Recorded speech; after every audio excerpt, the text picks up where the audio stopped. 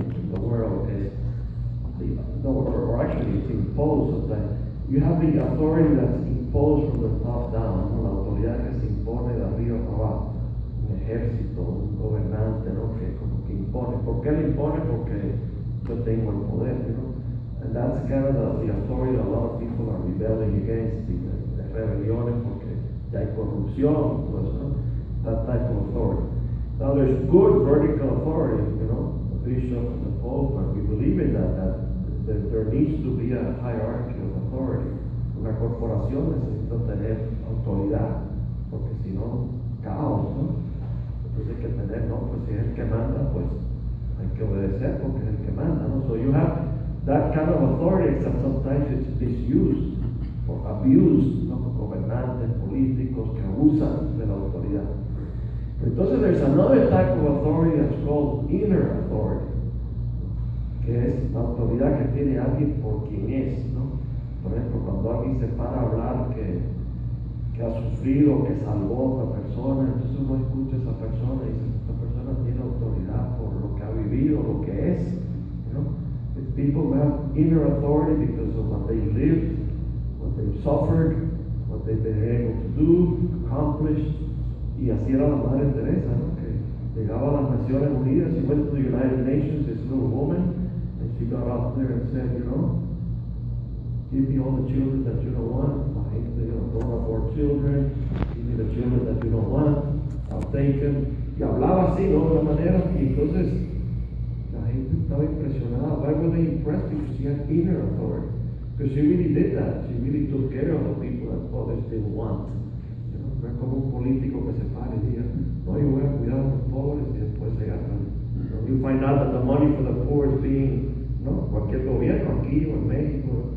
You find out that, the money for the poor went to this dinner party or this other event, o un carro, o un avión, o lo que sea. Entonces se desprestigió la autoridad, ¿no? No lo voy a creer. No, so you take somebody like Mother Teresa or San Francisco de Asís or groups that are really dedicating their lives to the poor, and so they have inner authority.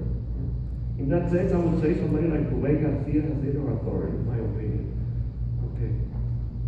He's just dedicated, he lives very simply. If you know Rafael Garcia, I don't know how he does it. He's running all these shelters now. He no tiene voluntarios, he no tiene dinero. But he's not in it for the power or the prestige or the possessions, as far as I know. Entonces he's got inner authority. Entonces, those are the people that I think can convert the world. Esas son las personas que yo creo que pueden convertir al mundo, ¿no? Igual que el Papa Francisco hoy día tiene una autoridad especial porque he's living a simple lifestyle. The authority or the witness for a Christian to live simply is very important, I think. Entonces el Papa Francisco, pues yo no quiero esos zapatos. I don't want those red shoes, I'm not going to use them. Do you want the gold cross? No, I'll keep my silver cross that I had as a bishop. You want to live in the papal apartment? No, I'm going to live in the house where the guest house where the other priests and other people live. I'll say mass there with the employees of the kitchen and all that. That's where I'm going to live. ¿No? Entonces, la gente ve eso y dice, wow, que algo interesante. There's something new here. There's something here that really connects with Christ. All this other stuff that we at times have seen abused in the church of, pomp and money and luxuries. You say, well, what does that have to do with Jesus, Entonces, so I think Pope Francis has that inner authority. So the reason I say that is because I think Mother Teresa, without a doubt, has her inner authority. She get up and she would just say a few words and just who she was, what she did, con su vida, has a lot of power, So, do you have a question? ¿Tenía pregunta? No. What I was going to share is, ahorita antes de empezar la junta,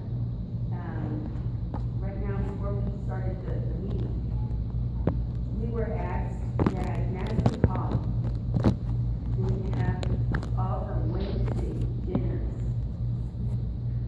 Nobody provided. Nosotros estamos platicando que todos los miércoles de octubre en Nancy's Hall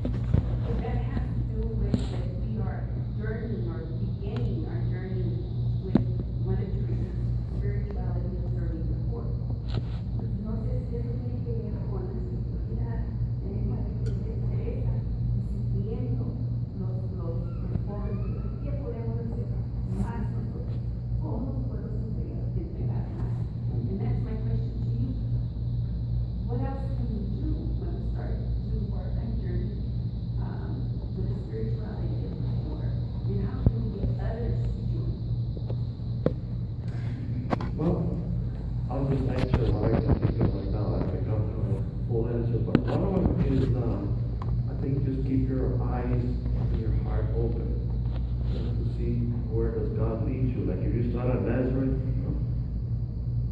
¿qué siento cuando estoy aquí? ¿A qué me siento invitado? ¿A qué me llama Dios? Where is God leading us? Maybe there's something new that's going to happen. You don't have a full answer right now. You just have to be open to how does this unfold, you know? And I think getting others to join you, I think the best thing is by attraction. In other words, attraction meaning if people begin to hear what you're doing, and maybe you say, well, come one day and visit. You know, if they experience it, that's going to attract people. You know? If they feel called to it, not everybody feels called to it, but if they feel, si se sienten llamados, la atracción viene no porque te digan tienes que hacer esto, sino porque la gente va y viene. ¿No? Esto me llama la atención. I've taken a couple of people to Nazareth shelter already, and one for sure I know has returned and likes to do it. The second, maybe so. So it's by attraction, I think, more you feel called to it. The other thing, you talk about spirituality of the poor. One thing I would like to touch on, because I think it's very important, is that the mission of the church is bigger than one spirituality. You know, the church offers different spiritualities and different journeys and different ways of serving. No, la Iglesia Católica es mucho más que una sola espiritualidad, mucho más que la espiritualidad jesuita, franciscana o de la Madre Teresa. So something I think it's important to mention is that the work for the poor, as the Catholic Church sees it, what's called social justice, Catholic social teaching. There's a whole teaching that many people don't even know about, which is part of the church's morality, called Catholic social teaching. La doctrina social de la iglesia, parte de la enseñanza de la iglesia. Mucha gente no lo comprende, no lo saben o no se habla de eso. Y quisiera nada más brevemente explicar que hay tres dimensiones de la doctrina social de la iglesia. Probablemente se pueden subdividir más, pero hay como tres grandes líneas de trabajo. ¿No? There's like three general areas of work: to work for the poor and to work for a better world. Y son las tres áreas son estas. La primera es, the first area is called direct assistance, asistencia directa. ¿Qué es lo que hace San Vicente de Paulo? ¿Y qué es lo que hace las hermanas de la caridad? ¿Qué es lo que hace la congregación de la Madre Teresa? Asistencia directa con los pobres. O sea que es, y sobre todo de emergencia, like emergency assistance. Somebody's dying on the street, they will pick him up. Somebody has nothing, I haven't had anything to eat for 3 days. Well, you serve meals, you help people. Oh, they need medical care, necesitan ayuda médica, pues ayudarla en ese nivel. No tienen donde quedarse, they need a place to stay, or they're going to visit the mall. You help people with emergency rent money because they're going to be kicked out of their house. Okay, that's emergency help. That's called direct assistance, and that's important, and that's a spirituality. That some people, that's what they do. Like in my previous parish in Albuquerque, there's a woman who's been running the soup kitchen there. We do it only on Sunday there, but she's been doing it now for 7 years or so. Now she's got other help, but she and her husband commit every Saturday night to cook together, and they've been doing that for like 7 years, and that fills her, and that's her spirituality. Okay? But that's one, but that's not the only one. Esa no es la única cosa que se puede hacer para los pobres, que es la asistencia directa, que es importante. Hay otro nivel, que es el nivel que se llama promoción humana. Promoción humana, que es ayudar a la persona que se supere. Y hay clases, ¿no? Ofrecer clases, por ejemplo, en el Sagrado Corazón tenemos clases de ciudadanía, clases de inglés, clases de primaria, secundaria, GED, para que la gente pueda como superarse y también recobrar un poco su dignidad. Hemos tenido personas en el Sagrado Corazón de 60, 70 años que no sabían leer y escribir y aprendieron. Y eso no tiene una función de dinero, sino una función de autoestima, ¿no? They feel like they've accomplished something, or they learn how to read and write even in their old age. So, promoción humana es ayudar a la persona a superarse, conocer sus derechos, hacerse ciudadano. You help people to make it in society. That's part of the mission of the church as well. The third level is the level of changing unjust structures, cambiar las estructuras que son injustas, ya sea por siendo uno activo políticamente, haciendo análisis de la situación y decir, no, pues aquí hay tanta pobreza porque hay un grupito que está controlando y no deja que, doesn't allow the money to flow here, or there's these biases or discrimination. And so that's why you see groups including the church saying, well, we have to eliminate discrimination. Why is this group not being allowed to enter here, to work here? And that's very much more complicated, but it's part of the structure of helping the poor. The analogy that's been said, la analogía que se usaba muchas veces es, el primer nivel de emergencia es el que tiene hambre, dale un pescado. You probably have heard this, dale algo de comer, give him a fish. The second level, el segundo nivel, es enséñales a pescar. Teach them how to fish, so you don't have to be giving them a fish every day. Teach them how to fish. Enséñales cómo poder superarse, cómo conseguir un trabajo mejor, una educación para los hijos, That teach them how to fish. The third level, which often is not talked about, is decir, well, let's analyze it. Okay, we're not giving them fish anymore. Now they know how to fish, but why aren't they fishing? Well, because it turns out that there's another group of people up the river that are fishing all the good fish, and they're not allowing the good fish to come downstream. So you have to analyze and say, no pueden pescar porque no sepan o no quieran o sean flojos, sino es que allá arriba están pescando todos los peces buenos, and they're only allowing a trickle down. They're only allowing a little bit of fish to come down, y los que tienen poder están agarrando todos los peces buenos arriba, Entonces ese es el tercer nivel, es descubrir por qué la persona no tiene comida, es porque todos los peces buenos están pescando de arriba y se están quedando un grupito con ellos y la gente abajo no tiene. ¿Se dan cuenta? Do you understand the analogy? It's kind of like, it's a good analogy to say there's three ways of helping the poor. You need emergency assistance. You help people how to teach them how to fish, how to get a better life, how to make it in the world a little bit better. The third level is you have to fix the system so that everybody has a chance, or an equal opportunity. And not everybody is called to work in the three areas. No todo el mundo está llamado a trabajar en las tres áreas. Hay algunas personas que están llamadas a trabajar en cambiar la situación política, eso para que haya un mundo más justo. Some people are called to that area. Some people are called to the area of I want to teach. We've had volunteers on Sacred Heart and they're teaching English and citizenship, and they're very fulfilled. They're doing that. I'm helping these people to superen, get a better job or something. And there's other people working in St. Vincent de Paul and giving help to the poor directly, visitando las casas, un comedor para los pobres. Y ese es el nivel que trabaja la misionera de la caridad, las hermanas de la caridad, o de Teresa. But I thought I wanted to mention that because the mission of the church is bigger and there are different spiritualities, and those that have the spirituality of Mother Teresa es muy bueno. It's very important. But on the other hand, there's people that are called to say, I want to work at another level, education, I want to work in the level of, I want to get involved in the system, and maybe even run for politics to make a better, to make a better world, and that's valid too, eso es bueno también. No debemos de criticar a un grupo o al otro, no hay espacio para todo, there's room for everybody to serve, So, but I think what we are all called to do, no importa lo que hagamos, we're all called, in that sense, to Mother Teresa, en sentido de, we're all called to live a simple life. That's part of Christianity. And that's something that has been lost.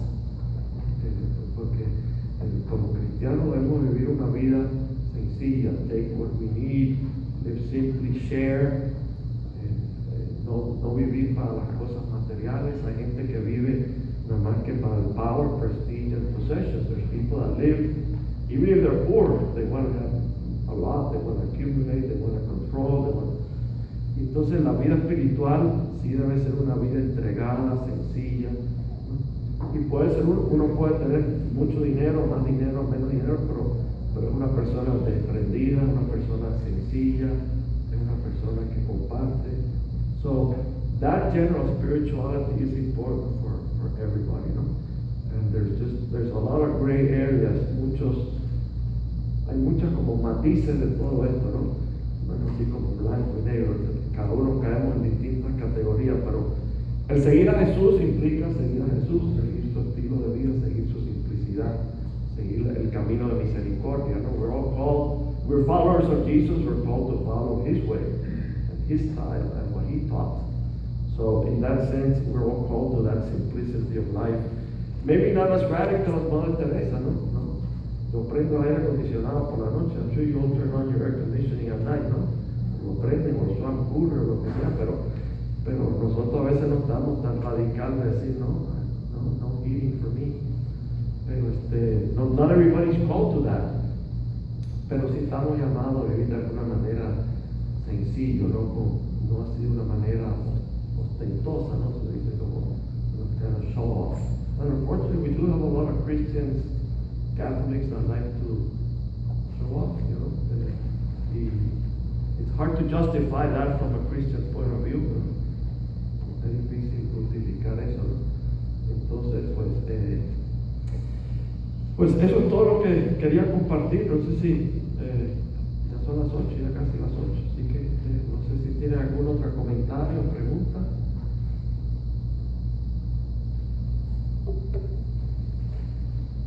Bueno, pues espero que la hope is helped, yeah. I've got a question.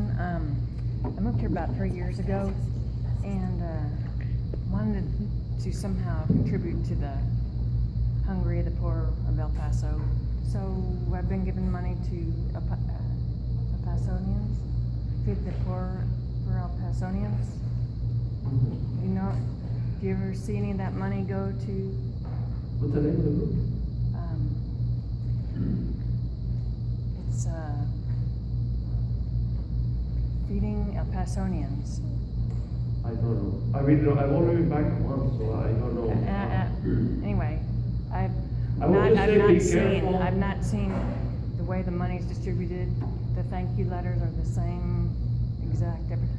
But I'd be careful because I think the more kind of like grassroots, the lower level the organization is, meaning the more direct they're working with people, I think your money will be better spent. O sea, no me equivoco, pero mejor es dar una organización local que ayuda, uno ve que la ayuda directa, when you see the help direct. I must say I was very disappointed. There's an organization I began to watch TV commercials, and maybe this is a bad sign. They have a lot of TV commercials, that might be a bad sign. But it's called the Wounded Warrior Project. I don't know if you've heard that. And I always would watch the commercial and say, wow, this is just kind of like they're helping the people that are veterans coming back that are wounded, and ayudando a la familia, helping the families of these veterans. And then there came out this article that revealed that 60 or 70% of the money was going to administration, promotion, TV commercials. I don't know if that's the best use, no? On the other hand, I know organizations like Annunciation House or whatever that you say, well, I'm sure that whatever you give there is going to go to, I'm using Annunciation House as an example, but there could be others, many others, maybe even the one you're talking about, I don't know. But I would just say be careful where you give the money, because a lot of it can go into all sorts of administration, because the other, you never know, so just be careful. Be astute. The same group is selling groceries at Albertsons, so I don't know. What's the name of the group? Feeding